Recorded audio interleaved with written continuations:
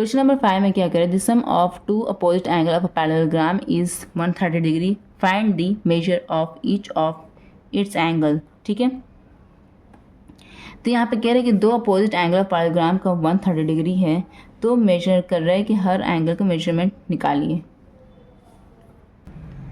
Question number हम लोग 5 बनाते हैं कॉपी में। ठीक है, चलिए यहाँ पे एक पैरेललोग्राम बनाइए। सबसे पहले पैरेललोग्राम यहाँ पर ड्रा कर दीजिए।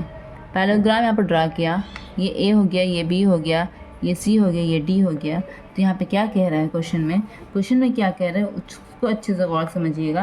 क्वेश्चन में कह रहा है, क्वेश्चन नंबर 5 में कि सम ऑफ अपोजिट, मतलब कि ये अपोजिट एंगल का सम कह रहा है, वो 130 डिग्री है। इट मीन्स अगर हम लिखेंगे angle A plus angle B plus angle C plus angle D is equal to 360।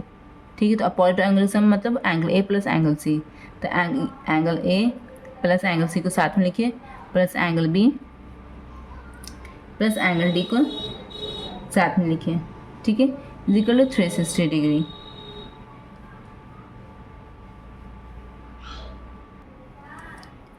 तो बच्चों यहाँ पे क्या कह रहे हैं, यहाँ पे कह रहे हैं the sum of two opposite angles of parallelogram is 130 degree. ठीक है, मान ली कि ये दोनों का जो सम है 130 डिग्री 30 डिग्री। ठीक है, तो 130 डिग्री का आधा क्या होगा, 130 डिग्री का आधा यहाँ पे समझिए, 130 डिग्री का आधा हो जाएगा 2 से 12 और 2 5 10 365 डिग्री।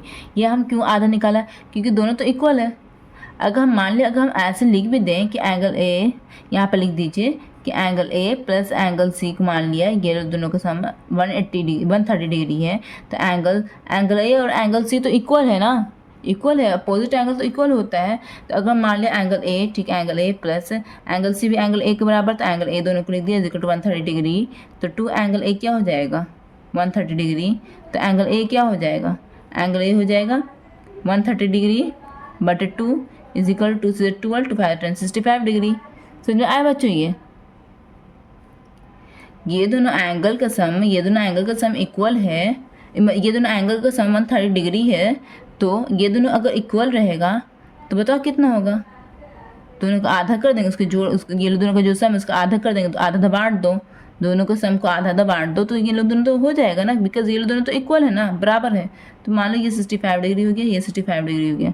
देखो अब दोनों को जोड़ो तो 130 डिग्री आ रहा है, बिकॉज ये लोग दोनों इक्वल है, तो इसलिए हमने उसको आधा आधा भाग में बांट दिया। समझ में आया बच्चों? तो यहाँ पे लिखना क्या, 65 डिग्री, एंगल सी क्या है मेरा 65 डिग्री, प्लस एंगल बी नहीं पता हमको और एंगल डी नहीं पता है, इज इक्वल टू 360 डिग्री। ठीक है, इसको मान लो x, इसको मान लो x, क्योंकि दोनों तो बराबर है ना, तो इसलिए अगर ये x होगा तो ये भी तो x होगा। समझ में आया बच्चों इतना? तो ये तो 130 डिग्री हो गया, प्लस क्या हो गया, प्लस x प्लस x, ठीक है, इज इक्वल टू 360 डिग्री। ठीक है, आप ये वाला स्टेप भी डायरेक्ट लिख सकते हो, लेकिन समझाने के लिए मैंने ये लिख दिया। ठीक है, तो अगर आप इस चीज़ को अगर आप गैप करना चाहते हो तो ये स्टेप भी डायरेक्ट लिख सकते हो। ठीक है, 130 प्लस x। ठीक है, समझ में आ गया बच्चों? तो अब आगे क्या करना है, 130 plus 2x is equal to 360 degree, फिर 2x इधर ही रहेगा, 130 डिग्री इधर चला जाएगा, 360 माइनस 130 डिग्री। ठीक है, तो 2x इज इक्वल टू क्या हो जाएगा, 0 में से 0 गया 0, 6 में से 3 गया 3, 3 में से 1 गया 2, ये हुआ ना। अब आगे क्या करेंगे, x निकालेंगे ना, तो x इज इक्वल टू क्या हो जाएगा, 2 जो हो जाएगा RHS में जाकर डिवाइड में चला जाएगा, चला गया, 2 मतलब 2, 2 मतलब 2, 2 5 10, 115। ठीक है, 115 आ गया मेरा आंसर।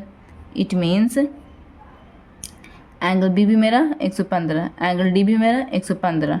ठीक है, समझ में आया बच्चों? चलिए हम पीछे में लिख देते हैं क्लियर करके।